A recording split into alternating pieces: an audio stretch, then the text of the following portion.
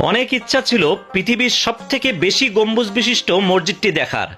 তাই তো অনেকটা পথ পেরিয়ে চলে এসেছি টাঙ্গাইল জেলার গোপালপুর উপজেলার নাগদা শিমলা ইউনিয়নে দক্ষিণ পাথালিয়া গ্রামে অবস্থিত দৃষ্টিনন্দন 201 গম্বুজ বিশিষ্ট এই মসজিদটি দেখতে। যাতে আছে সুউচ্চ 9টি মিনার, যা পৃথিবীর দ্বিতীয় বৃহত্তম।